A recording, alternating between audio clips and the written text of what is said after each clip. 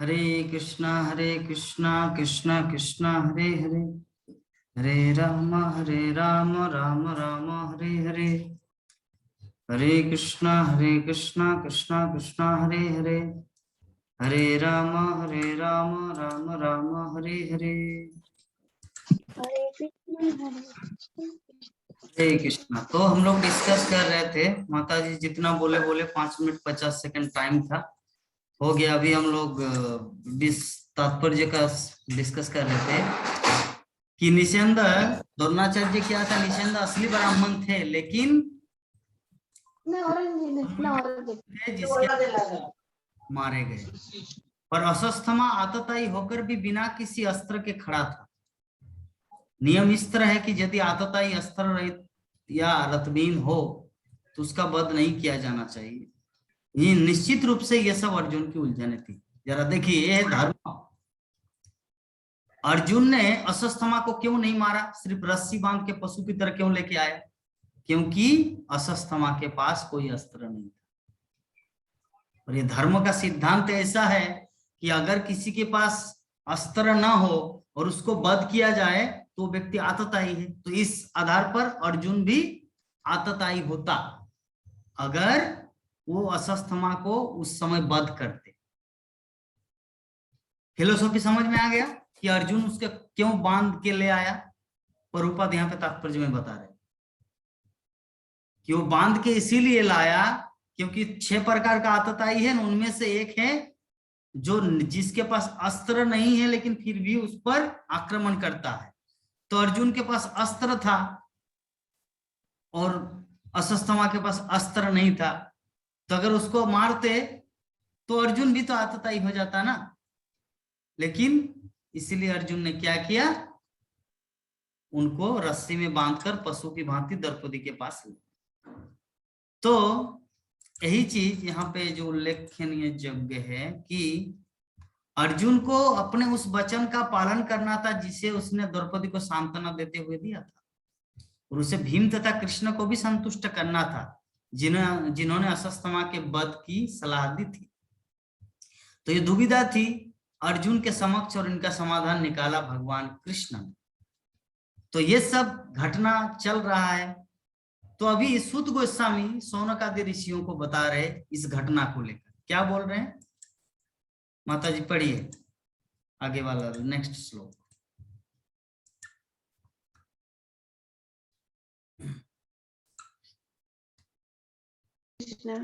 हरे कृष्ण। सूत उवाच अर्जुन सहसाज्ञाय हरेर्हार्द मथासिना मणिं जहार मूर्धन्यं द्विजस्य सहमूर्धजम्। हरे कृष्ण।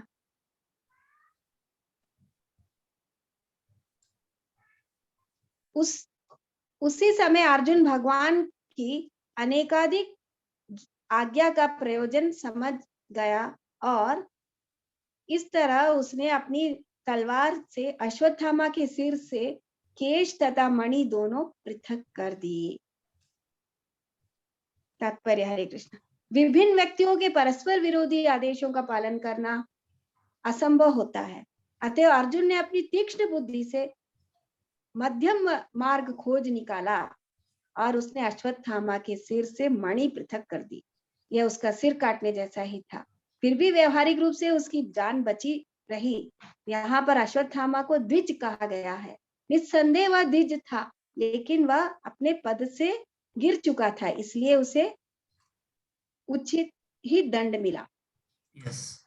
तो ये जो हमारा अध्याय था द्रोण पुत्रों को दंड, तो ये जो श्लोक सूत गोस्वामी जो यहाँ पे वर्णन किए, ये श्लोक है द्रोण पुत्रों को दंड। अर्थात अर्जुन ने क्या किया, अपनी तलवार निकालकर उसके मणि को और केस को, जैसे बोलते हैं ना कभी कभी, इसके मुंह में काली पोत कर, सिर को मुंडवा कर पूरे गली गली में घुमाना है, तो वैसे ही अर्जुन ने किया।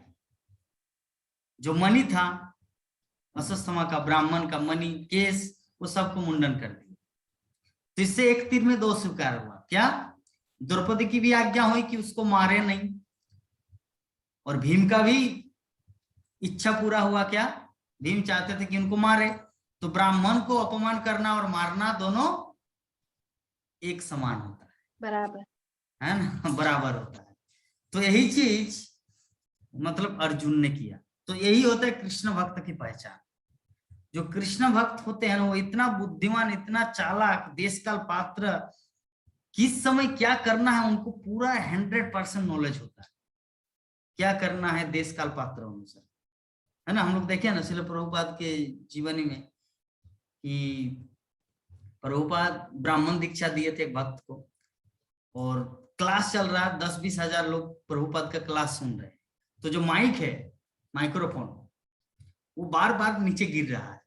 तो सामने एक भक्त था, तो उनके गले में जनेऊ था, तो जनेऊ को लिया हाथ में प्रभुपाद, तोड़ दिया, मतलब ठीक है, खींच के उनके मतलब शरीर से निकाल लिया, और वो माइक्रोफोन को बांधा, और प्रभुपाद क्लास प्रारंभ की, क्योंकि बार बार वो माइक्रोफोन गिर रहा था। तो अभी साधारण व्यक्ति सोचेगा, अरे क्या प्रभुपाद है, ये क्या आचार्य का लक्षण है कि ब्राह्मण के जनेऊ को उतार कर इस तरह अपमान। लेकिन प्रभुपाद को देखिए, वो मतलब गले से, वो आज उनका ब्राह्मण दीक्षा हुआ था, पूरा लेकर रस्सी की तरह माइक्रोफोन को बांधा और स्टैंड को ठीक किया और माइक्रोफोन में। तो इस प्रकार भगवान कृष्ण ने मथुरा में प्रवेश किया और कंस का वध किया। एक कृष्ण कथा चालू कर। तो अभी प्रश्न उठता है कि ऐसे क्यों किया? ऐसे किया, एक व्यक्ति का अपमान हो, एक जनेऊ का अपमान होने के कारण अगर 20,000 लोग अगर कृष्ण भक्ति को प्राप्त करें तो वो इंपॉर्टेंट। तो ये है कृष्ण भक्त की चतुराई। तो श्रील प्रभुपाद के पास ये नॉलेज था, तो हर कृष्ण भक्त के पास ऐसा नॉलेज होता है। जैसे पहले क्लास में जब मायापुर टीवी में दिया था, उसमें क्या बोला कि कृष्ण भक्त बंदर की तरह होता है ना, मगरमच्छ के ऊपर में बैठकर वो चला भी जाए बीच समंदर में, लेकिन फिर भी वहां से भी वो बच के आने की क्षमता रखते कि अरे आप मेरा कलेजा खाना चाहते, लेकिन मैं तो कलेजा किनारा ही छोड़ दिया, चलो चलो चलो फिर से जाते हैं वहां पर। तो कृष्ण भक्त ऐसा होता है, कॉमन सेंस, देश काल पात्र का नॉलेज, किस स्थिति में क्या किया जाए, सब तरह का ज्ञान होता है। तो अर्जुन के पास ये नॉलेज था। उसके नेक्स्ट श्लोक में आगे क्या बताया जा रहा है, माता जी पढ़िए तो।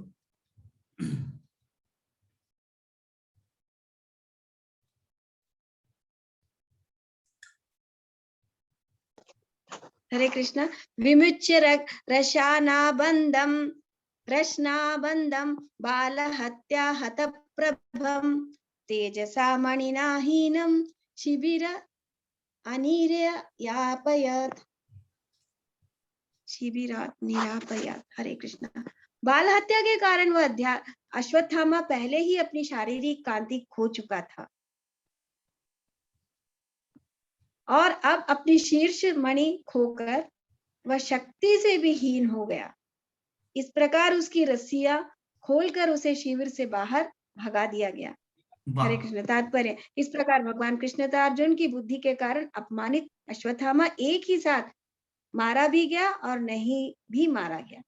वाह, तो कितना इंपॉर्टेंट है। देखिए, अगर कोई व्यक्ति गलत करता है ना, मेरे गुरु महाराज श्रीमद भक्ति चारू स्वामी गुरु महाराज बोलते हैं कि अगर कोई व्यक्ति भक्ति जीवन में आकर या किसी भी क्षेत्र में अगर गलत करता है ना, तो यद्यपि कोई उसे नहीं देख पाया, लेकिन अगर वो गलत करता तो मन ही मन वो पश्चाताप करते रहता है, क्षोभ प्रकट होता है, अरे मैंने क्यों ऐसा किया है, नहीं करना चाहिए था मुझे, ये करके मैंने बहुत गलती है, खुद मन ही मन बहुत ही संकोच फील करता था। तो ये पहले अश्वत्थामा ने ये जो 5 बच्चों को मारने के प्लान से जो गया था, किस भावना से, ताकि 5 पांडवों को मारो और दुर्योधन को खुश करो, लेकिन उल्टा रिएक्शन हुआ, बल्कि निहत्ता छोटे छोटे 5 बालक की मृत्यु हुई।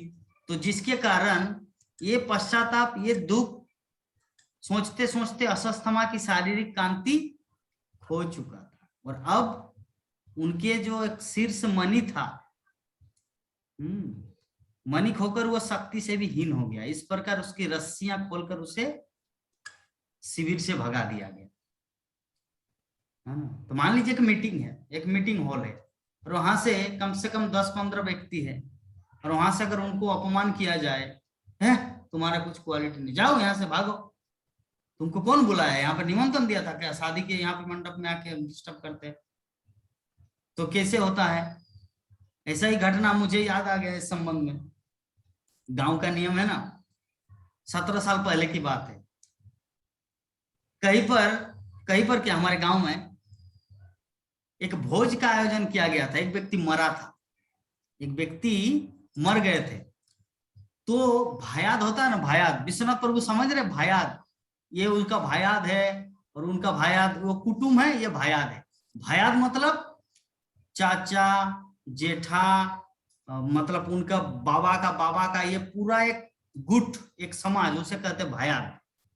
और कुटुंब क्या होता है, अगर उनसे, उन लोगों के साथ हमारी बेटी का शादी या हमारा बेटा का शादी, ऐसे रिलेशन में वो बन जाता है कुटुंब, तो वह कुटुंब ही है भाया। तो एक बार की बात है, तो कोई व्यक्ति मर गया था, तो मरने के बाद 13 दिन के बाद जो पूरा कार्य, पूरा क्रिया समाप्त होने के बाद जो भोज का आयोजन किया गया, गीता माता जी ध्यान से सुनना, आप इधर उधर क्यों माइंड को डाइवर्ट करते हैं, ध्यान से सुनना है। तो अभी मान लीजिए वो भायात ग्रुप में से 100 लोग हैं, तो 100 लोग में से कोई एक वो कुटुंब को निमंत्रण दिया है कि आप हमारे उस दिन खाने के लिए आना है, और एक जो है उन 100 भाई भायात में से एक दूसरा व्यक्ति उनके साथ वो बैरी भाव रखता है। एक मान लीजिए 75 नंबर वाला व्यक्ति उनको निमंत्रण दिया है, और 7-8 नंबर वाला व्यक्ति, वो 100 भाई में से, 108 भाई में से, उनसे बैरी भाव रखता है। तो अभी वो खाने की मंडप में, मतलब वो ग्रुप में बैठे हुए, एक साथ में 700-800 लोग खा रहे हैं, खाएंगे, अभी हरि बोल बोलेंगे, हरि बोल ऐसे करके हरि बोल होगा, उसके बाद श्रद्धा या श्राद्ध पिंड जो भी है, जो 13 दिन का जो भोज होता है व्यक्ति का मृत्यु के उपरांत, तो भोज का अभी सभी प्रसाद पाएंगे। तो 700-800 लोग एक साथ में बैठे हुए हैं, और वहां से वो जो बेरी वाला व्यक्ति है बोले कि तुमको कौन बुलाया था यहाँ पर खाने के लिए, चलो यहाँ से भागो, और उनको वहां से उठा दिया, और मैं देखते देखते ही रह गया। तो जरा सोचिए उस व्यक्ति के अंदर क्या फील हुआ होगा, 700-800 लोगों के बीच में उनको बोला है कि तुमको कौन बुलाया है, तुमको किसने इनवाइट किया था यहाँ पर खाने के लिए, चलो भागो यहाँ से, मतलब कुत्ते की तरह उनको आचरण किया गया। तो ये जो है, तो मृत्यु से भी बढ़कर है अपमान। विश्वनाथ प्रभु क्या कहना है इस विषय में? अपमान तो सबसे बड़ा है, वो मृत्यु से भी, यस, मृत्यु का समान है। हाँ, मृत्यु से भी बढ़कर है अपमान। तो मान लीजिए 700-800 लोगों के बीच में जो उनको ऐसे बोला गया, तो उनके हृदय में भी वही फीलिंग आया होगा जो सीता देवी, जैसे पाताल छेद की धरती फट जाए और पाताल में प्रवेश करो, जैसे दुर्गा देवी का हुआ था, जो भगवान राम और लक्ष्मण की परीक्षा लेने के लिए गए थे, भगवान है या नहीं। इधर से देख रहे दक्षिण दिशा में भी राम लक्ष्मण आ रहे हैं, पश्चिम की तरफ जा रहे उधर से भी राम लक्ष्मण आ रहे, अभी क्या करो, अपमान हो गए, क्योंकि समझ में आ गया माँ बाबा को था पार्वती देवी, तो सीता का रूप धारण करके आई थी बेचारी, कि ये साधारण मनुष्य मुझे पहचान नहीं पाएंगे। तो जैसे ही पहचान लिया भगवान रामचंद्र, अभी कितना अपमान हुए वो, अभी क्या करें, मृत्यु से भी बढ़कर।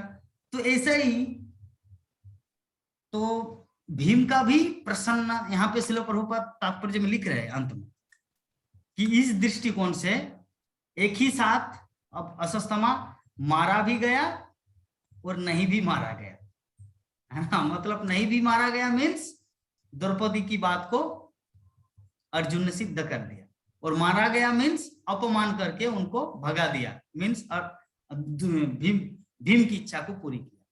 तो अर्जुन ने दोनों काम किया। तो इसके आगे क्या है हम लोग देखते हैं। विश्वनाथ प्रभु आगे पढ़िए तो प्रभु जी।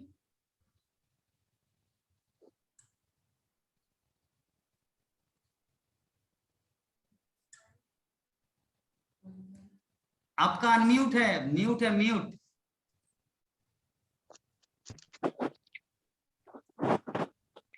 वपनम द्रवीण अदानम स्थानत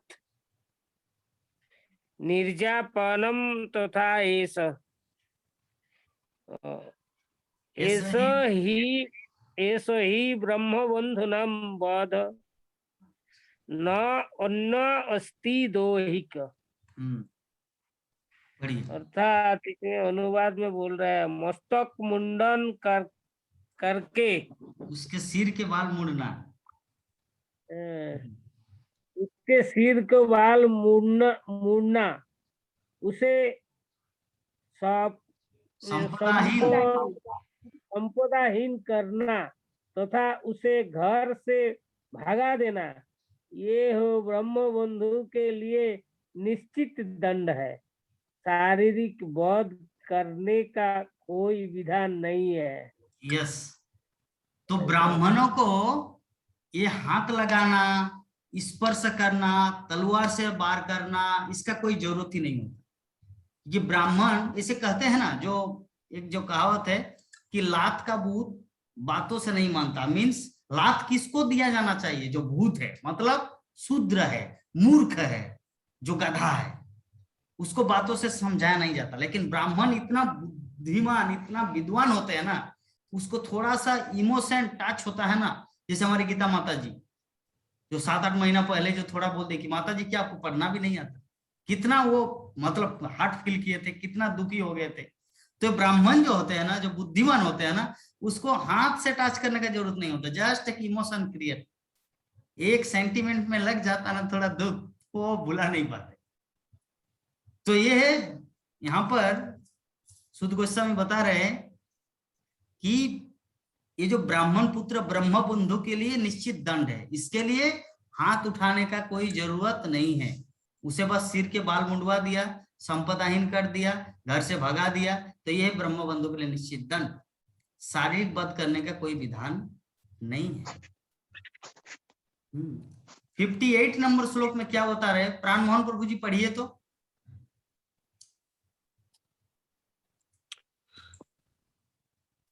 पुत्र शोकातुरा सर्वे पांडवा सह कृष्णया स्वानां मृतानां यत् कृत्यं चक्रुनि हरणादिकं। तात्पर्य शब्दार्थ पढ़ें प्रभु जी। तत्पश्चात पढ़िए। हाँ, तत्पश्चात शोकाभिभूत पांडु पुत्रों तथा द्रौपदी ने अपने स्वजनों के मृत शरीरों शवों का समुचित दाह संस्कार किया। इस प्रकार श्रीमद् भागवत के प्रथम स्कंद के अंतर्गत द्रोण पुत्र को दंड नामक 7वें अध्याय के भक्ति वेदांत तात्पर्य पूर्ण हुए। तो अंत में हम लोग क्या देखे कि सब कुछ समाप्त होने के बाद शोकाभिभूत पांडु पुत्रों तथा द्रौपदी ने अपने स्वजनों के मृत शरीरों सबों का समुचित दाह संस्कार किया। तो आज हमारे श्रीमद् भागवतम के प्रथम स्कंद 7वें अध्याय का भक्ति वेदांत तात्पर्य पूर्ण हो। तो हम लोग थोड़ा सा विचार करते हैं, ये जो हमारा अध्याय शुरू हुआ था, गीता माता जी अभी प्रश्न उत्तर होगा, अभी 15 मिनट होगा परीक्षा, हम एक एक क्वेश्चन लेंगे अभी भक्तगण। अच्छा विश्वनाथ प्रभु बताइए, अध्याय कहाँ से शुरू हुआ था? कौन सा श्लोक? श्लोक को बोलना नहीं, क्या आधार पर, किसके प्रश्न से, या कृष्ण का उत्तर में?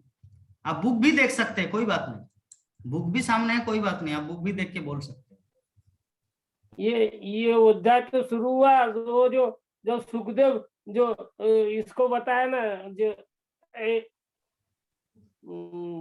हमारा सुखदेव गोस्वामी, उसका जन्म कथा, व्यासदेव नारद, व्यासदेव और क्या है, परीक्षित महाराज।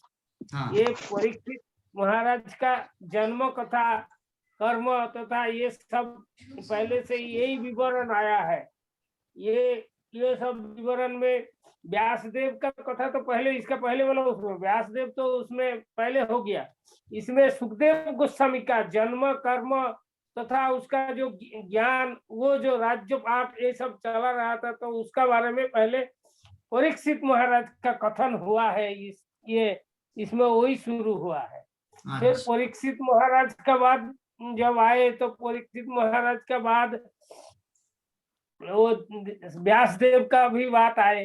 ये व्यासदेव कैसे ये वो इतना ज्ञान लाभ करके सुखदेव गोस्वामी को उसने कैसे वो उसका ज्ञान दिया है। सुखदेव गोस्वामी कैसे वो परीक्षित महाराज को वो सब शिक्षा भागवतम सुनाया, जब वो क्यों सुनाया, कैसे सुनाया, वो परीक्षित सुखदेव गोस्वामी का भी थोड़ा सा वर्णन आया है इसमें। सुखदेव गोस्वामी क्या है, कौन है, कहाँ से आए हैं, कैसे उसको ज्ञान प्राप्त हुआ।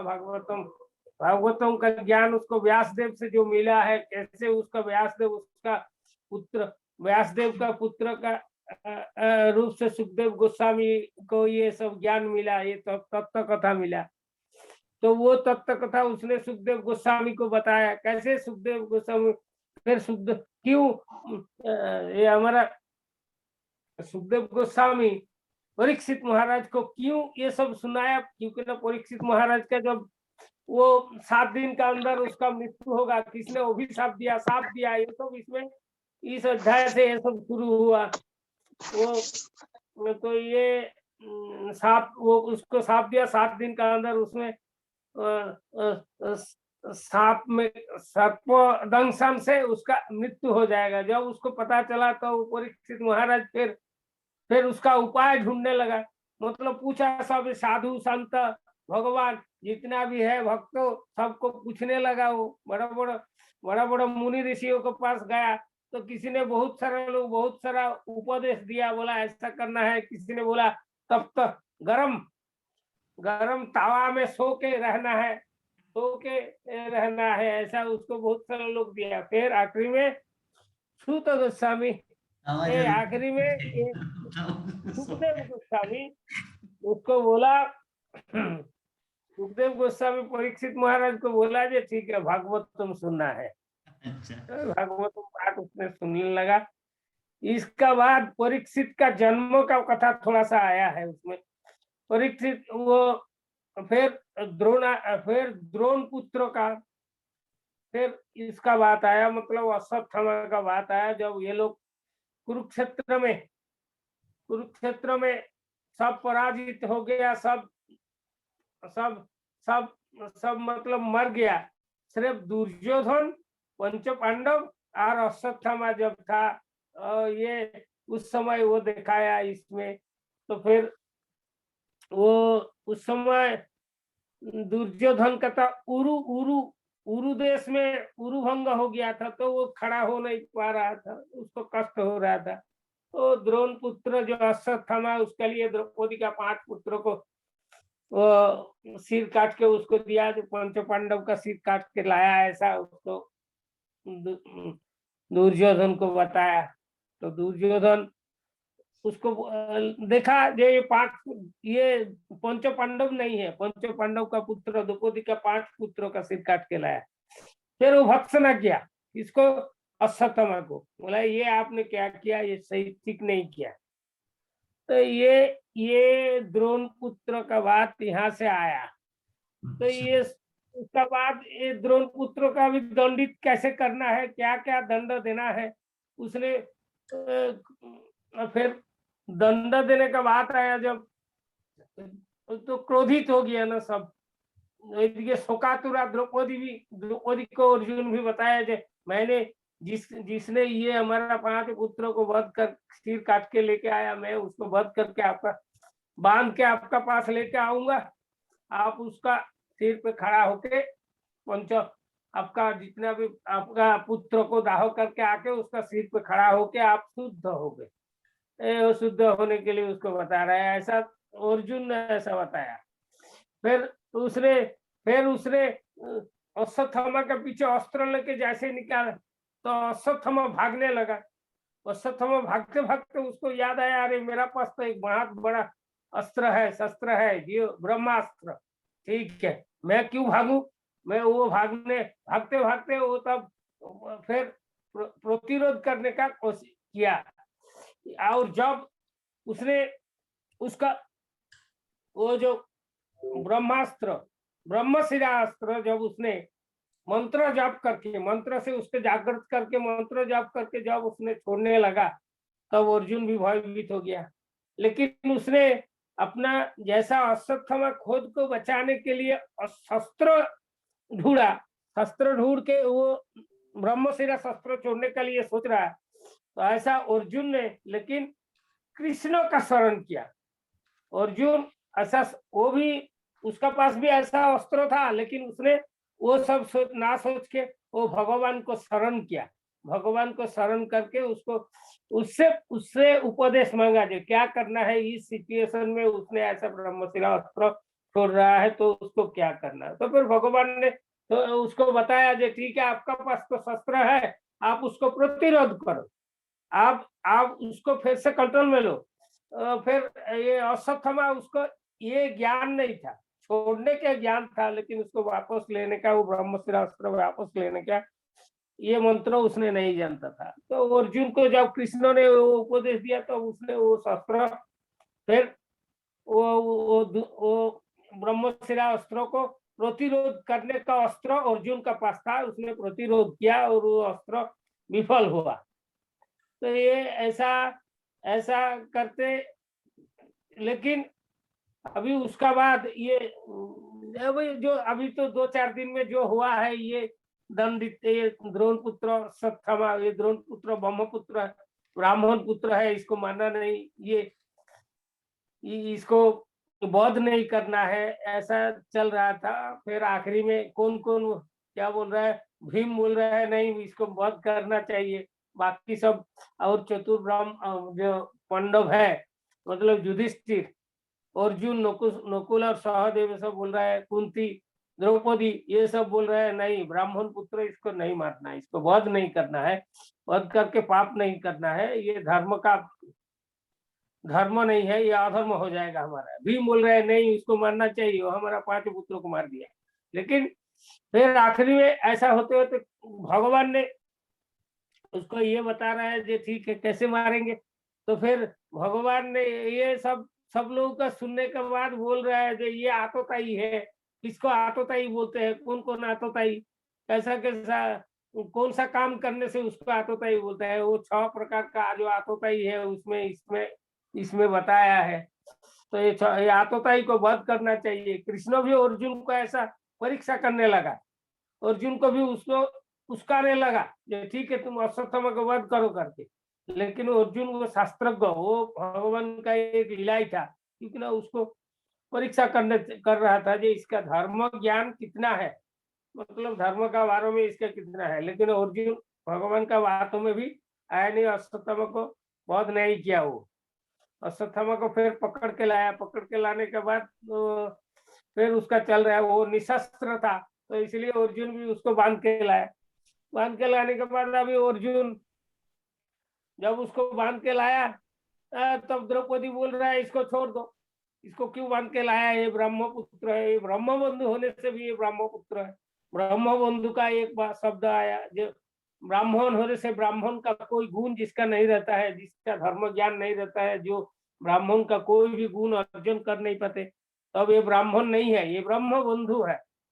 मतलब ये, और ये अतताई भी है, ऐसा करके सब लोग बता रहे। तो कृष्ण भगवान भी पे बताया, सुनने के बाद तो बोला ठीक है।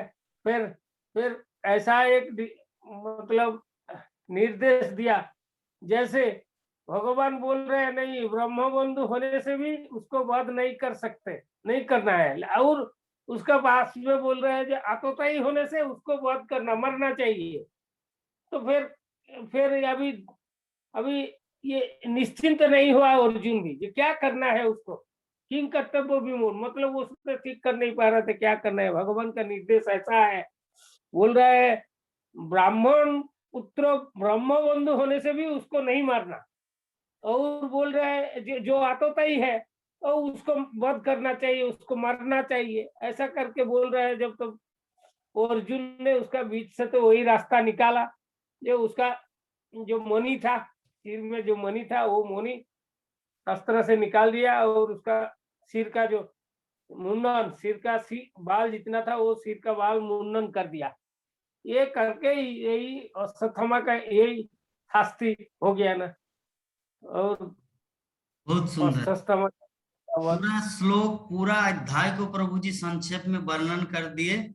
तो अभी मैं गीता माता जी से अनुरोध करूंगा, जो प्रभु जी जो पूरा अध्याय को वर्णन किए, तो इसमें से हमारे जीवन में क्या क्या शिक्षा अप्लाई करना है, कौन से इंसिडेंट में क्या हम लोग को कहाँ पे विनम्र बनना है, या कहाँ पर क्रोधी बनना है, या कहाँ पर समता। तो लाइक दैट जो हमारे पूरे अध्याय में जो कुछ घटना हम लोग श्रवण किए, तो उसके माध्यम से हमारे अपने जीवन में क्या क्या अप्लाई किएंगे। स्टोरी तो प्रभु जी बोल दिया, अभी स्टोरी से क्या शिक्षा मिला वो हमारे गीता माता जी वर्णन करेंगे। और सबसे बड़ी बात है, आज गीता माता जी तिलक किए हैं, वैष्णवी तिलक, बहुत सुंदर है। हरे कृष्णा। कॉन्सेंट्रेट करके हमारे बीच में बोलिए माता कि क्या क्या शिक्षा हमारे जीवन में ये अध्याय को लेकर अप्लाई में आएगा। हरे कृष्णा। अध्याय जो है द्रोणापुत्र का दंड, इसमें हमको बहुत सारे फिलोसफी मिला है।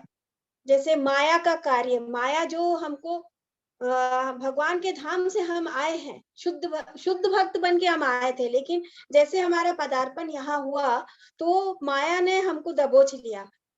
माया के द्वारा हमारा मन को विकृत करके हम उसके पीछे भागने लगे। तो भगवान ने हमको भक्ति योग का प्रभाव बताया कि तुम भक्ति कैसे करना। तो श्रीमद् भागवत सुनने का प्रभाव था। तो भगवान ने श्रीमद् भागवत मतलब हमको एक इनसे ज्ञान प्राप्त हुआ कि भागवतम सुनने से उस प्रभाव को अपन नष्ट कर सकते हैं। और दूसरी बात यह है कि भक्तों के हृदय का परिवर्तन जो है भगवान के नाम से, भगवान का कीर्तन से, भगवान का हृदय मतलब भक्तों का हृदय परिवर्तन होगा, उनका आत्मा में परिवर्तन आएगा। जो अभी माया के चंगुल में फंसे हुए हैं, जो अभी भौतिकता में फंसे हुए हैं, भौतिकता में फंसे हुए लोगों को बाहर निकालने के लिए एकमात्र भगवान नाम ही है।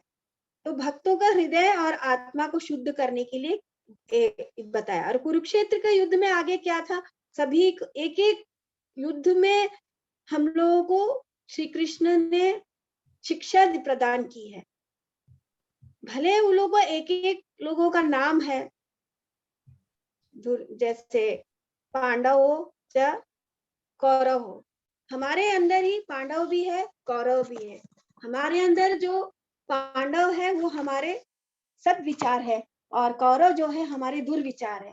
तो भगवान ने हमको इस युद्ध में भगवत गीता के द्वारा ये बताया गया है कि हर एक चीज को सोच समझकर ही हमको ये आगे कदम बढ़ाना है। जैसे द्रौपदी के 5 पुत्र थे, उनके वध हुआ, वध होने के बाद भी माता है, ममता है, लेकिन वो उनका ये था, सिद्धांत था कि हम भले हम वो जैसे गुरु पुत्र का हत्या किए, गुरु मतलब ब्राह्मण कुल के, ये लोग जो है क्षत्रिय के, तो हमारे 4 वर्ण हैं, तो सबसे उच्च में जो है वो ब्राह्मण है। तो ब्राह्मण का अपमान नहीं करना चाहिए, ब्राह्मण को वध नहीं करना चाहिए, अपमान नहीं, वध नहीं करना चाहिए। वध और अपमान तो बराबर ही, अभी आपने समझाया, लेकिन ब्राह्मण का वध नहीं करना चाहिए। वध करने से क्यों, ब्राह्मण का पुत्र भी उनका प्रतिनिधि है, उनका प्रतिनिधि ये करते हैं, इसलिए हमको उनको नहीं कहा। और दूसरा है कि उनको मारने से आपको वो लग जाएगा कि कल को लोग जब बोलेंगे तुम कृष्ण भक्त थे, इतने बढ़िया कृष्ण के साथ रहे हैं, तुमने इतना नीच कर्म कृत्य कैसे किए। तो वो हमको द्रौपदी दुर्योधन के अर्जुन को बता रही है। तो ये द्रौपदी एक अर्जुन का कथा नहीं है, ये हम सब लोगों के लिए बताया गया एक कथा है। हम लोगों को भी हर कार्य क्षेत्र में जो भी कार्य करना है सोच समझकर विवेक बुद्धि के साथ करना है। और जिस प्रकार उनमें द्रौपदी का बताया कि वो बालक जैसी है, स्त्री को बहुत नीचे इसमें बताया गया है हर जगह। तो स्त्री आखिर में ये इस जो द्रोणापुत्र के दंड के जो अध्याय है उसमें पूर्ण रूप से प्रूफ हो गया है कि द्रौपदी ने जो बोला है वो बिल्कुल सत्य है। उसमें वो बुद्धिपूर्वक बोली है, वो बचकाना हरकत से नहीं बोली है। क्योंकि ब्रह्मास्त्र जो है उसी से शुरू हुआ। ब्रह्मास्त्र क्या था? द्रौपदी के 5 पुत्र का वध। तो ब्रह्मास्त्र का ये हुआ, ब्रह्मास्त्र छोड़े तो उसको एक बार अगर निकल जाता है ब्रह्मास्त्र तो वो पूरा धरती को वो विदीर्ण कर देता है। हमको दो, इस अभी का जन्म और पूर्व जन्म और अभी का जन्म, आधुनिक युग और पूर्व जन्म का सिद्धांत पता है। आधुनिक युग में क्या है? जैसे एटम बम को हम एक पर्टिकुलर एक आदमी को नहीं भेज सकते हैं, पर्टिकुलर एक जगह नहीं कर सकते। अगर वो विस्फोट हुआ तो सारा पृथ्वी उसके चपेट में आ जाता है। लेकिन पुराना जो है, जो ब्रह्मास्त्र है, वो जो है वो जिसको मारना है, जहां मारना है उनको वहीं लगेगा। इसलिए और अगर भेज दिए एक बार, वापस नहीं ले सकता। ब्रह्मास्त्र वापस लिया जा सकता है, जैसे अर्जुन को कृष्ण ने आदेश दिया। लेकिन एटम बम को अगर अपन एक बार भेज दिए तो वापस नहीं आ सकता। तो कोई भी काम हमको सोच समझ कर करना है। फिर क्या बोले थे? भगवान श्री कृष्ण का दिव्य रूप के बारे में बहुत सुंदर वर्णन हुआ था। और क्या था? अश्वत्थामा को बंदी बनाने के इसमें भी बहुत सिद्धांत है। उनको बंदी क्यों बनाया गया है? सबसे पहले द्रौपदी ने बोला उनको, द्रौपदी के सामने ये अर्जुन ने प्रतिज्ञा ली थी कि तुम्हारे सामने मैं उसका सिर काट करके तुम्हारे पैर कदमों में लाके छोड़ दूंगा करके बोल के गए थे।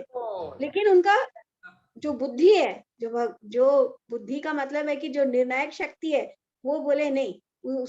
मतलब अभी बोले कि कृष्ण भक्त बहुत चालाक होते हैं, समय काल के अनुसार वो काम करते।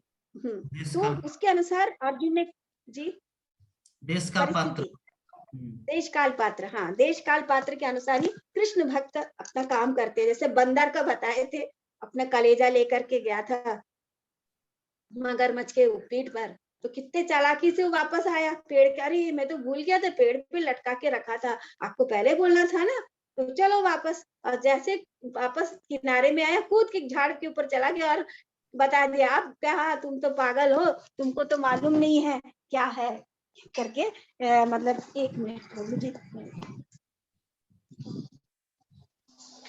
हाँ तो ये है कृष्ण भक्त का चालाकी के बारे में। ये तो हम लोगों को ये रहना चाहिए कि कृष्ण भक्त को हर समय अलर्ट रहना चाहिए। और ब्रह्मास्त्र का तो वो हो गया। उसके बाद फिर बताया गया था उनको बांध के इसलिए लाया गया क्योंकि उनको मारना नहीं चाहते थे। वो मारेंगे तो मारने का वो उनको उनके ऊपर लग जाएगा अपमान। तो फिर सब लोगों ने बोले कि ऐसा करो वैसा करो, तो वो क्या सोचे, नहीं मैं सबका सुनूंगा तो मेरा कुछ भी ठीक नहीं होगा। इसलिए मैं अपने विवेक बुद्धि से एक मध्यम इसमें निकाला कि मैं इनका बीच का नेत्र निकाल दूंगा और उनका जो बाल है जो उसको काट दूंगा। तो ब्राह्मण का हत्या भी नहीं होगा और ब्राह्मण का अपमान भी होगा, दोनों बराबर। तो द्रौपदी का भी मान रखे, किसको नहीं मारना, और उसका अपमान करके मार डाले, बराबर भी कर दी। तो बहुत सारे सिद्धांत इसमें हमको पढ़ने को मिला। हरे कृष्णा। बहुत सुंदर। चलिए हम लोग द्रोणपुत्र के इस दंड से बहुत कुछ शिक्षा हमारे जीवन में आए, तो हम लोग को इस प्रकार अपने भक्ति जीवन में आगे बढ़ना है। तो कल हम लोग एक दूसरा चैप्टर लेके आएंगे। दूसरा जो अध्याय होगा श्रीमद् भागवतम के प्रथम स्कंद का 8वां अध्याय, कुंती महारानी की प्रार्थना। कुंती महारानी की प्रार्थना कल हम लोग शुरू करेंगे। तो आज हम लोग यहीं पे वांछा कल्पतरु करके आज की कथा को यहीं पर विराम देते हैं। किसी का कुछ प्रश्न तो नहीं है? प्राण मोहन प्रभु, नंद किशोरी माता जी। अश्वस्थामा को जो मणि था, वो मणि क्या जन्म से था या क्या कैसे था? ये प्रभु जी क्या बोल रहे हैं? अश्वस्थामा का मस्तक पे जो मणि था वो जन्म से था या जन्म से था? मिला था, जन्म से ही था, पहले से ही।